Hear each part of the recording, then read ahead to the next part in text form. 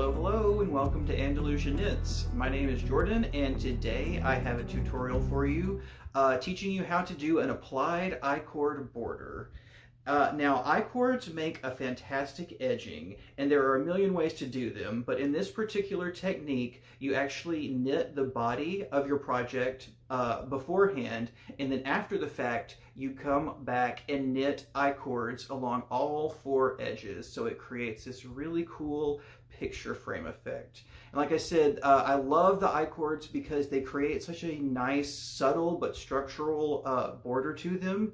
And the tutorial I'm about to show you will work for any stockinette project knit flat, but I did develop this tutorial specifically in conjunction with my pattern, the walking distance scarf, which I've got here, and it has a pretty nice, if not subtle, applied I-cord border along the edges. So if you're here from the pattern, welcome. Thanks for knitting along.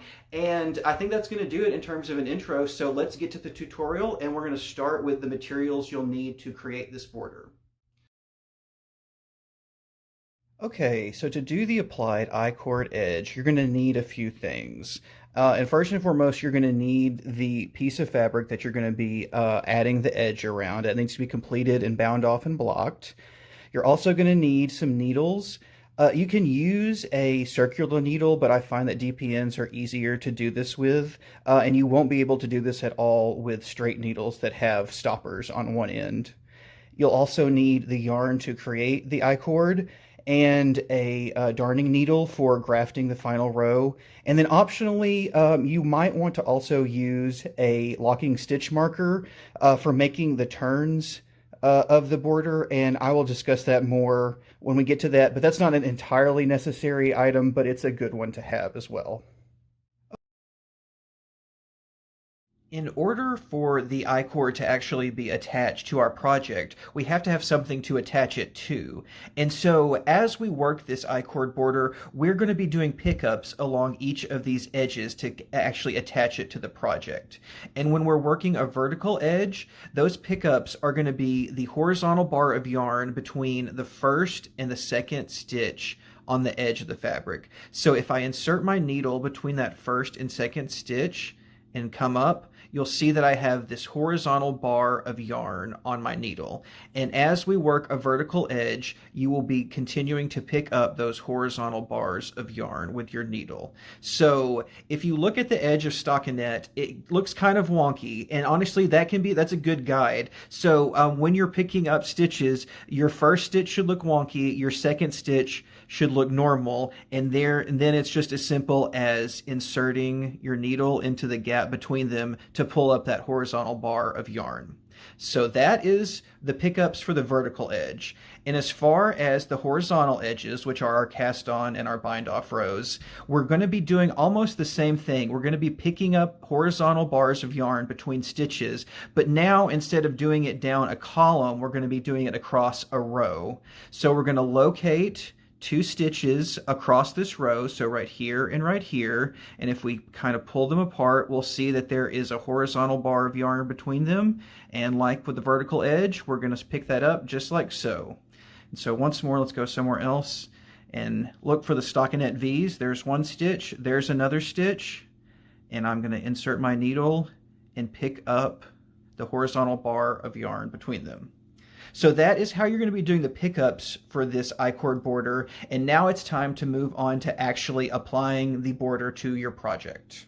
And to start, you're going to want to take one of your needles and cast on 3 stitches to that to begin with, and then we're going to take the swatch and we're going to locate that space between the first and second stitches on the edge, and I'm going to pick up that bar of yarn like so. And then from here, it is just a matter of wrapping the working yarn counterclockwise around the needle, and then pinch on that bar you just picked up and pass it over the wrap and off the needle. So now you have 4 full-fledged stitches on your needle. So that's step 1. And from here, this is, if you've ever done an actual I-cord before, this is going to seem real familiar. We're going to slide our stitches over to this end so that this needle becomes our left needle. Pick up the second needle to actually do the knitting. And so FYI, the working yarn is going to be coming from the fourth stitch on the needle. And that's going to be a little weird. That's not normally how it is in knitting, but that is what we're looking for in the case of an I-cord. We want the working yarn to be coming from this last stitch. So to work the I-cord, we're going to knit the first 2 stitches on the needle, just plain knit stitches. So there's 1, there's 2. And then from here, we are going to knit these 2 stitches together through the back loop. So in order to do that, we're going to take the needle tip of the right needle and insert it from right to left through both of these stitches through the back loop. And then it's simply a matter of wrapping the yarn and pulling those stitches off the needle. And so now we've got 3 stitches back on the needle, and it is time for you to pick up the next bar of yarn. And so I'll go through these steps one more time just to show you how it works. Locate that space between the first and second stitch and pick up that bar. And then we're going to wrap the yarn counterclockwise around the needle and pull the bar of yarn over that wrap and off the needle. Got 4 stitches again. Slide those over to the other side. Take your other needle, and the first 2 stitches we are going to knit.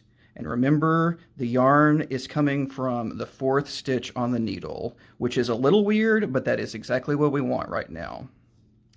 So we got the 2 stitches, knit regular, and now finally we are going to knit these 2 final stitches together through the back loop. Like last time, wrap the yarn, pass the stitches over and off the needle, and there you go. And now, if we take a look at the quote-unquote I-cord at this point, things are going to look pretty weird right here. It does not look right. It does not look like it should. That's okay. For your first couple stitches, it's going to look a little wonky like that until we get some length on the I-cord and the circumference of the needle stops having an effect on the size of the stitches. So I'm going to work until I get to 1 horizontal bar left on this vertical edge, and I will meet you back here to show you what a longer applied I-cord looks like, and then to teach you how to turn the work so that you can begin working the I-cord along the horizontal edge. Okay, so now I am back, and I am 1 horizontal bar away from the end of this vertical edge. And as you can see, like, it is looking a lot more like an I-cord, looking a lot more like a nice neat border now that we have some stitches actually knit up on this. And so now it is time to turn this first corner. And thankfully, this process is pretty easy. It's just more of what we've been doing. And if you are going to use a stitch marker in this section, now is the time to grab that because we're about to use it. So let's get to turning the corner for the I-cord border.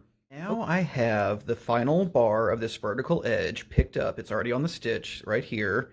And now is the time to take your stitch marker and loop it through that bar you just picked up. And we're doing this because we are going to work into this one specific bar multiple times now to actually turn the corner of this I-cord border. So once we have the stitch picked up, it's business as usual. I am going to wrap the yarn around the needle and pull this bar of yarn over that wrap and off the needle. And then I'm going to slide everything to the other end here, and I'm going to knit these first 2 stitches just like normal. Okay, and then finally, the last thing to do for this first pass is knit these 2 final stitches through the back loop together. There we go, okay. And now I'm literally going to do the exact same thing I just did. I'm going to pick up this bar of yarn once more, and I'm going to repeat that process over again. So I'm going to wrap and pull the bar off the needle again. And at this point, it's going to be a little difficult, but there we go. Just kind of got to wiggle it out. There we go. So got 4 stitches on the needle again. And once again, I'm just going to knit these first 2 stitches like normal.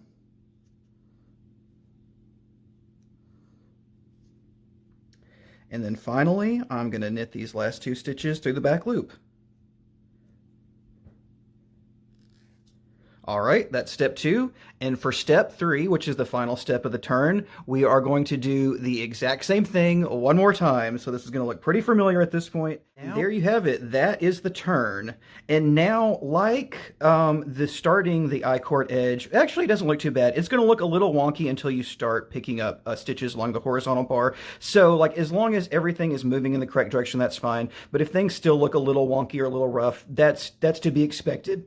Pardon me, until you get some more stitches picked up along this horizontal edge. I finished up most of the horizontal edge, as you can see, and things are looking a lot more normal and as they should once you get a little distance across any given edge.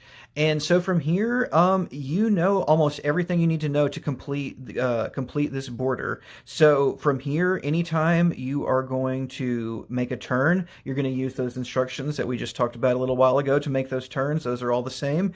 And you're going to finish up the horizontal border, turn, work up the vertical border, another turn, do this other horizontal border, and then you are going to turn and knit until you have one bar left to pick up. So one stitch space between the end of your I-cord and the beginning of your I-cord where you started.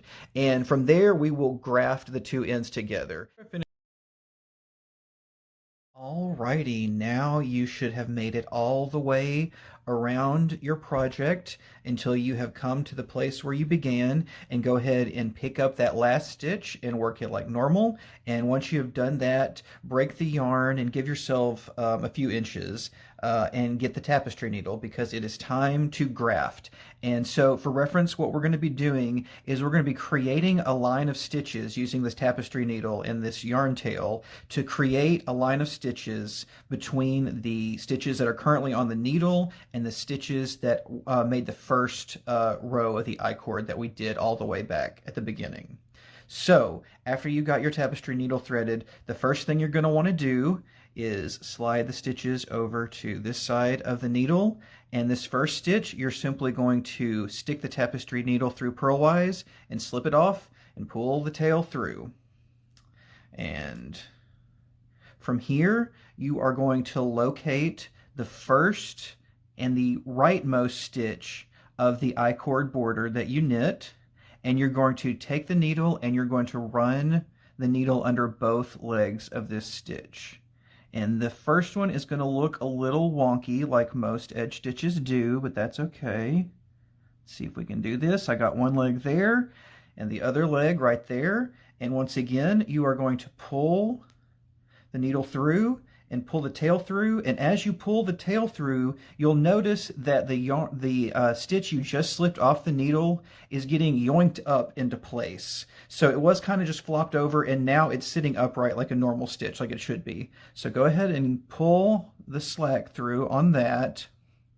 And then that needle, or that stitch that just got yoinked up, you are going to go through the middle of that stitch and out underneath the left leg. And that is going to create the first stitch of this graft.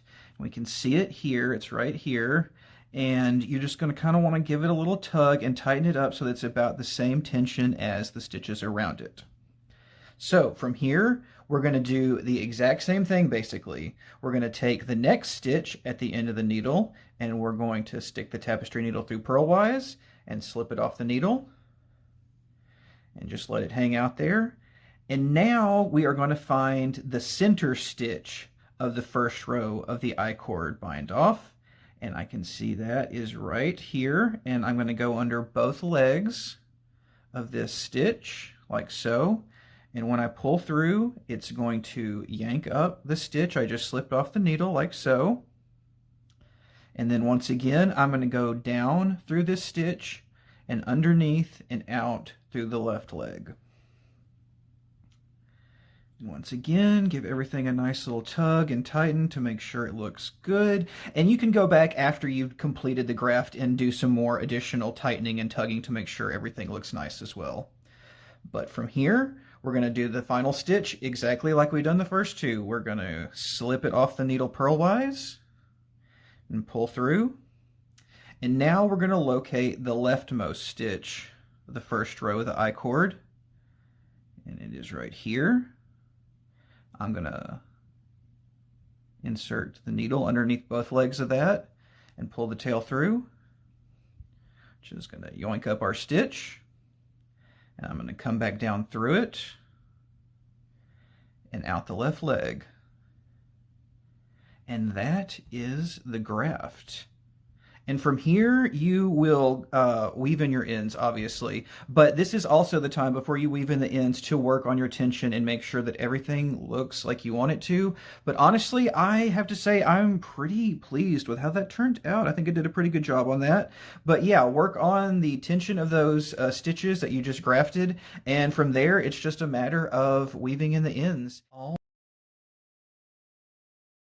All right, and that's how you do an applied I-cord border along a stockinette fabric. And in terms of things to keep in mind, for pickup rates, strangely enough, across multiple different types of yarn, I found a pickup rate of 100%, so pick up every available bar, vertical edge, or horizontal edge. That gave me a good tension, I think. So I would start there, but if you notice any puckering or pulling along the border, then you can go back and adjust the pickup rate as necessary. And in terms of controlling the curl on stockinette, once again, I find that it does a pretty good job across multiple types of yarn that I tried. But once again, your mileage may vary, so you will want to do some testing before you commit to this in a full-blown project to make sure that it is going to give you the result you want. But other than that, I think that's going to do it for the tutorial today. I appreciate you watching. I hope you got something out of it. And if you would like to stick around and see more tutorials and more knitting videos from me, I would highly encourage you to subscribe to the channel. But that's going to do it for me today, so I will see y'all in the next one. Bye!